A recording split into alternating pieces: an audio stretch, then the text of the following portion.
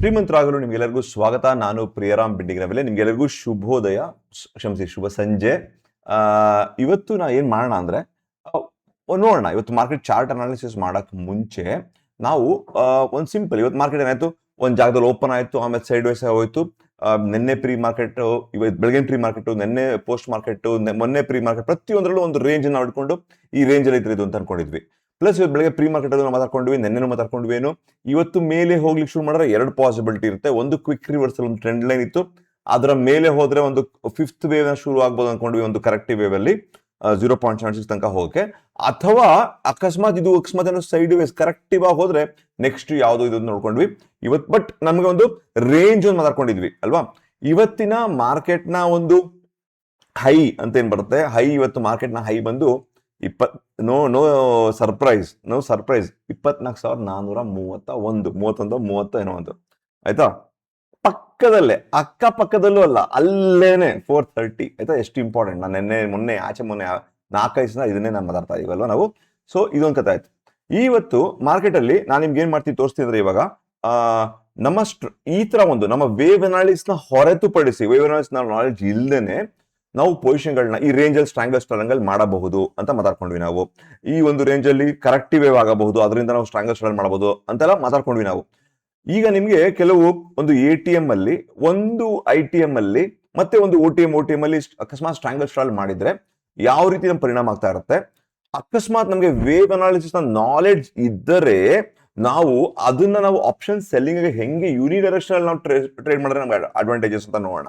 Okay, ಇವತ್ತು ನಾನು ಒಂದು ಡೆಮೋ ಅಕೌಂಟ್ ಅಲ್ಲಿ ನಾನು ನಿಮ್ಗೆ ಒಂದು ಆಪ್ಷನ್ ಸೆಲ್ಲಿಂಗ್ ಮಾಡಿದ್ರೆ ನೋಡೋಣ. ಇವತ್ತು ನೋಡಿ, ಮಾರ್ಕೆಟ್ ನ ಚಾರ್ಟ್ ತೋರ್ಸಕ್ ಬದಲು ನಾನೇನ್ ಮಾಡ್ತೀನಿ ಅಂದ್ರೆ, ಇವಾಗ ನಿಮ್ಗೆ ಒಂದು ಆಪ್ಷನ್ ಚೈನ್ ತೋರಿಸ್ತೀನಿ, ಹೆಂಗ್ ಡಿಕೆ ಆಯ್ತು ಅಂತ ನೋಡೋಣ ಆಯ್ತಾ. ಹೆಂಗ್ ಡಿಕೆ ಆಯ್ತು ಅಂತ ನೋಡ್ಕೊಳ್ಳೋದಾದ್ರೆ ನೋಡಿ, ಇವತ್ತು ಮಾರ್ಕೆಟ್ ಅಲ್ಲಿ 450 24,430.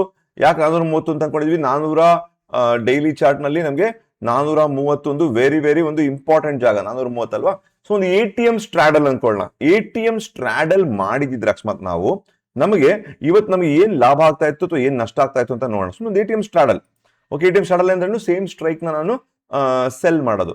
ಸೊ 24,450 ನಾನು 430 ಅಕ್ಕಪಕ್ಕ ನೋಡಿದ್ರೆ 450 ನಾನು ಸ್ಟ್ರಾಡಲ್ ಅನ್ಕೋತೀನಿ, ಓಪನಿಂಗ್ ಆಗಿದ್ದ ಜಾಗದಲ್ಲಿ ಅನ್ಕೊಂಡು.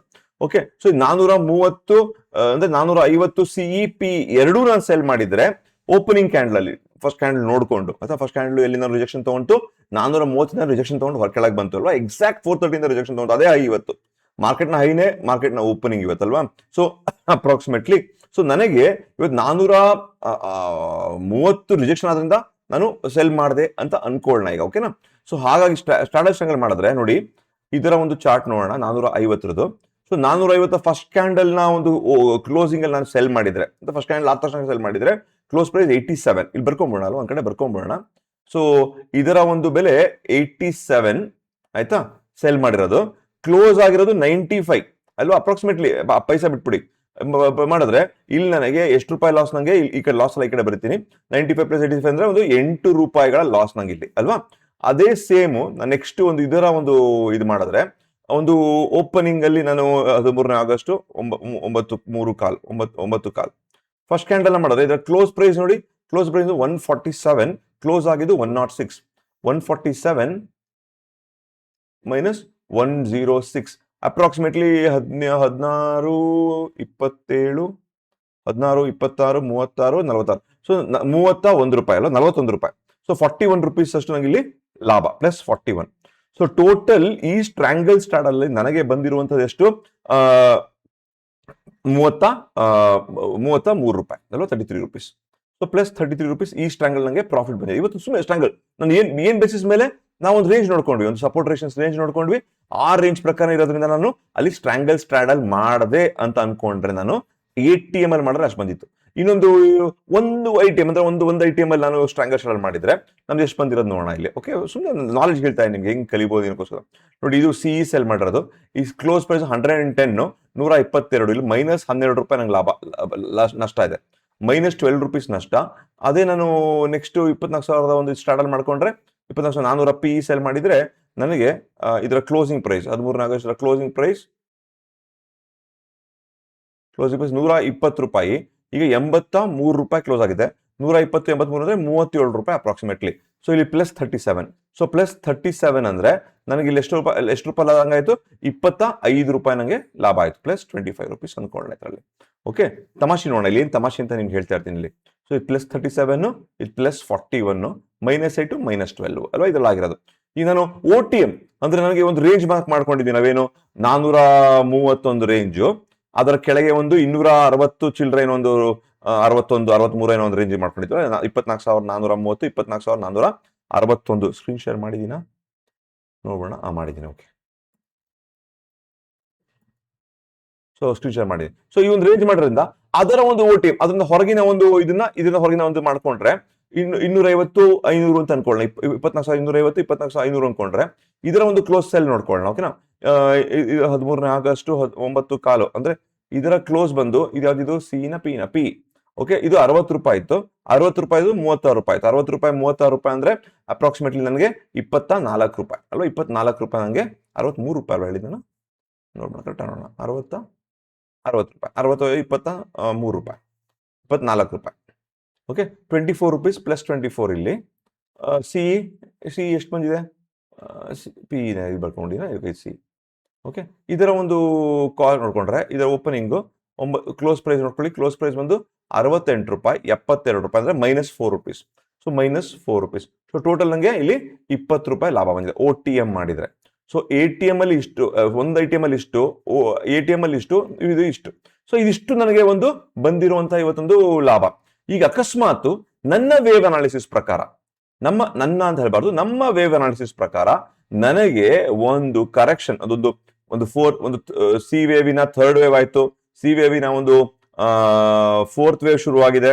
ಸಿ ವೇವಿನ 4th ವೇವ್ ಅಲ್ಲಿ ABC ಅಂತ ನೋಡ್ಕೊಂಡ್ವಿ. ಬೆಳಗ್ಗೆ ಏನಾಗಿದೆ ಅವರ್ಲಿ ನಾವೇನ್ ನೋಡ್ಕೊಂಡ್ವಿ? ಒಂದು ಸಿ ವೇವಿನ 3rd ವೇವ್ ಆಯ್ತು, ಟ್ರೆಂಡಿಂಗ್ ಆಯ್ತು. ಆಮೇಲೆ ಇಚಿಮೋಕು ಎಂಟರ ತಕ್ಷಣ ನಾವೇನ್ ಮಾಡಿದ್ವಿ? ಸಿ ವೇವಿನ 4th ವೇವ್ ಕರೆಕ್ಟಿವ್ ವೇವ್ ಶುರುವಾಗಿದೆ ಅನ್ಕೊಂಡ್ವಿ. ಅದರಲ್ಲೂ ABC ಎಕ್ಸಾಕ್ಟ್ 127C ಬಂತು. A = C ಬಂದು ಈಗ ಇಲ್ಲಿಂದ ಪಾಸಿಬಿಲಿಟಿ ನೋಡ್ಕೊಂಡು ಬೆಳೆ ಪ್ರೀ ಮಾರ್ಕೆಟ್ ಅಲ್ಲಿ ಒಂದು ಕ್ವಿಕ್ ರಿವರ್ಸಲ್ ಟು 0.786 ಅಥವಾ ಒಂದು ಬಿ ವೇವ್ ಆಯ್ತಾ ಕರೆಕ್ಟಿವ್ ಆಗಿದ್ರೆ. So in both the cases, in ಎರಡೂ ಕೇಸ್ಗಳಲ್ಲಿ ನನಗೆ ಏನೊಂದು ಪಾಸಿಬಿಲಿಟಿ ಏನು? Upside direction. ನನ್ನ ಎರಡೂ ಕಡೆ ಪಾಸಿಬಿಲಿಟಿ ಅಪ್ಸೈಡ್ ಡೈರೆಕ್ಷನ್. ಈ ಅಪ್ಸೈಡ್ ಡೈರೆಕ್ಷನ್ ಪಾಸಿಬಿಲಿಟಿ ಇದ್ರೆ ಮಾರ್ಕೆಟ್ ನೋಡಿ 430 ಅಕ್ಕಪಕ್ಕ ಕ್ಲೋಸ್ ಎಲ್ಲ ಓಕೆ, ಬಟ್ ಮಾರ್ಕೆಟ್ ನ ಪಾಸಿಬಿಲಿಟಿ ಏನು? ಕರೆಕ್ಟಿವ್ ಆಗಿ ಬಿ ವೇವ್, ಕರೆಕ್ಟಿವ್ ಆಗಿ ಇದನ್ನು ಈ ಒಂದು ವೇವ್. ಸೊ ಈ ಎರಡೂ ಟ್ರೇಡ್ ಅಲ್ಲಿ ಅಪ್ಸೈಡ್ ಪಾಸಿಬಿಲಿಟಿ ಇದ್ದರೆ ನಾನು ಸಿಇ ಸೆಲ್ ಮಾಡಿದ್ರೆ ಒಳ್ಳೇದಾ, ಪಿಇ ಸೆಲ್ ಮಾಡಿದ್ರೆ ಒಳ್ಳೇದಾ, ಅಥವಾ ಎರಡೂ ಸೆಲ್ ಮಾಡಿದ್ರೆ ಒಳ್ಳೇದಾ? ನಾನು ಕಮೆಂಟ್ ಅಲ್ಲಿ ತಿಳಿಸ್ಬೇಕು. ನೀವು ಕಮೆಂಟ್ ಅಲ್ಲಿ ತಿಳಿಸ್ಬೇಕು, ಎರಡೂ ಸೆಲ್ ಮಾಡಿದ್ರೆ ಒಳ್ಳೇದಾ? ನೋಡಿ ಇಲ್ಲಿ ನನ್ನ ಸಿಇ ಸೆಲ್ಗಳು ದೊಡ್ಡ ಲಾಸ್ ಕೊಟ್ಟಿಲ್ಲ. ಸ್ಟ್ಯಾಂಗರ್ ಸ್ಟಾರ್ಟ್ ಅಲ್ಲಿ ಹೇಳ್ತಾರೆ ನಾನು ಸಿಇ ಸೆಲ್ಗಳು ದೊಡ್ಡ ಲಾಸ್ ಕೊಟ್ಟಿಲ್ಲ. ಕರೆಕ್ಟಾ? ಸಿಇ ಸೆಲ್ ದೊಡ್ಡ ಲಾಸ್ ಕೊಟ್ಟಿಲ್ಲ. ಬಟ್ ನನ್ನ ಪಿಇ ಸೆಲ್ಗಳು ಒಳ್ಳೆ ಪ್ರಾಫಿಟ್ ಕೊಟ್ಟಿದೆ. 41 ರೂಪಾಯಿ, 37 ರೂಪಾಯಿ, 24 ರೂಪಾಯಿ ನನಗೆ ಪಿಇ ಸೆಲ್ಗಳು ಕೊಟ್ಟಿದೆ. ಯಾಕೆ? ನನ್ನ ವೇವ್ ಅನಾಲಿಸಿಸ್ ಪ್ರಕಾರನೇ A = 127C ಆಗೋಯ್ತು. ನನ್ನ ಕರೆಕ್ಟಿವ್ ಆಗೇ ಬಂದು ನನ್ನ ಚಾರ್ಟ್ ಕೂಡ ಇಂಡಿಕೇಶನ್ ಕೊಡ್ತು ನಾನು ಮೇಲೆ ಹೋಗ್ತಾ ಇದೀನಿ ಈಗ ಅಂತ. ಸೊ ಪ್ರತಿ ಒಂದು ಮಾಡಿದಾಗ್ಲೂ ಈ ಎರಡು ಪಾಸಿಬಿಲಿಟಿ ಈ ಪಾಸಿಬಿಲಿಟಿ ಆಗ್ತಾ ಇತ್ತು ಇವತ್ತು ಅಲ್ವಾ. ಸೊ ಆದ್ರೂ ಬಿಕಾಸ್ ಆಫ್ ದಿಸ್ ನನ್ನ ಸಿಇ ಸೆಲ್ಗಳು, ಬಿಕಾಸ್ ಆಫ್ ದಿಸ್ ಅಂದ್ರೆ ಏನು? ಈ A = C ಹೇಳಿದ್ನಲ್ಲ ನಿಮ್ಗೆ 127C, ಇಲ್ಲಿಂದ ಒಂದು ಕ್ವಿಕ್ ರಿವರ್ಸಲ್ ಒಂದು ಇದು ಹೇಳಿದೆ ನಿಮ್ಗೆ. ಇದಾಗೋಗಿದ್ರೆ ಅಕಸ್ಮಾತ್ ಇವತ್ತು ಆಯ್ತಾ, ಇದಾಗೋದಿದ್ರೆ ನಮ್ಗೆ ಇದರಲ್ಲಿ ದೊಡ್ಡ ಲಾಸ್ಗಳು ಕಾಣುತ್ತಿದ್ದವು. ಅಫ್ಕೋರ್ಸ್ ಪಿ ಸೆಲ್ ಜಾಸ್ತಿ ಪ್ರಾಫಿಟ್ ಬರ್ತಾ ಇತ್ತು, ಬಟ್ ನೆಟ್ ನಂಗೆ ಪ್ರಾಫಿಟೇ ಬರ್ತಾ ಇರಲಿಲ್ಲ. ನೆಟ್ ನಂಗೆ ಅಷ್ಟೇ ಉಳ್ಕೊಂಡ್ಬಿಟ್ಟಿರೋದು. ಅರ್ಥ ಹೇಳ್ತಿರೋದು ನಿಮ್ಗೆ. ನೆಟ್ ಅಂದ್ರೆ ಅಲ್ಲಿಗೆ ಉಳ್ಕೊಂಡ್ಬಿಟ್ಟಿರೋದು. ಬಿಕಾಸ್ ಇದಾಯ್ತು, ಬಿಕಾಸ್ ಬಿ ವೇವ್ ಆಯ್ತು ಅಲ್ಲಿ ಆಯ್ತಾ. ಬಿಕಾಸ್ ಬಿ ವೇವ್ ಆದ್ರಿಂದ ನನಗೆ ಇದರ ಡಿಕೆ ಅಂದ್ರೆ ಅಷ್ಟೊಂದು ಮಟ್ಟಕ್ಕೆ ನನಗೆ ವರ್ಸ್ಟ್ ಕೇಸ್ ಆಗಲಿಲ್ಲ. ಡಿಕೆ ಹೇಳ್ಬಾರ್ದು, ಆಪ್ಷನ್ ಪ್ರೀಮಿಯಂ ಇನ್ಕ್ರೀಸ್ ಆಗಿದ್ದು. ಈ ತರ ಹೋಗಿದ್ರೆ ತುಂಬಾ ಕ್ವಿಕ್ ರಿವರ್ಸಲ್ ತುಂಬಾ ಜಾಸ್ತಿ ಫಾಸ್ಟ್ ಆಗಿರೋದು. ಬಿಕಾಸ್ ಇವತ್ತು ಮಾರ್ಕೆಟ್ ಬಿ ವೇವ್ ತರ ಮಾಡ್ತಾ ಇತ್ತು. ಬಟ್ ಡೈರೆಕ್ಷನ್ ಏನೋ ಅಪ್ಸೈಡ್, ಮರಿಬೇಡಿ, ಡೈರೆಕ್ಷನ್ ಅಪ್ಸೈಡ್ ಏನೆ. ಆ ಡೈರೆಕ್ಷನ್ ಅಪ್ಸೈಡ್ ಇದ್ರೂ ನನಗೆ ಬಿಕಾಸ್ ಇದು ಸೈಡ್ ವೇವ್ ಮಾಡ್ತು ಅಂತ ನನಗೆ ಕಮ್ಮಿ ಲಾಸ್ ಆಯ್ತು.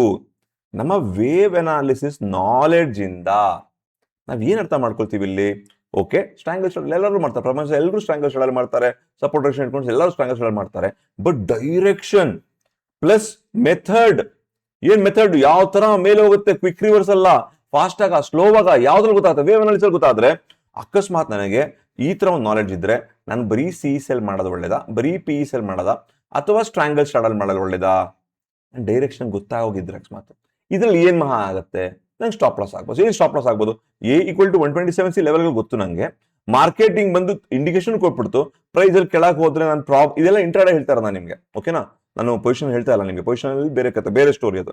ಸೊ ಅಕಸ್ಮಾತ್ ಮಾರ್ಕೆಟ್ ಇದ್ರ ಕೆಳಗೆ ಅಂದ್ರೆ ಯಾವ್ದೋ ಒಂದು 127 ಏನ್ ಮಾರ್ಕ್ ಮಾಡ್ಕೊಂಡಿದ್ವಿ ಅದರ ಕೆಳಗೆ ಮಾರ್ಕೆಟ್ ಹೋಗಿದ್ದರೆ ನಾ ಪ್ರಾಬ್ಲಿ ಆಗ ಸಿ ಸೆಲ್ ಮಾಡಬಹುದಿತ್ತು.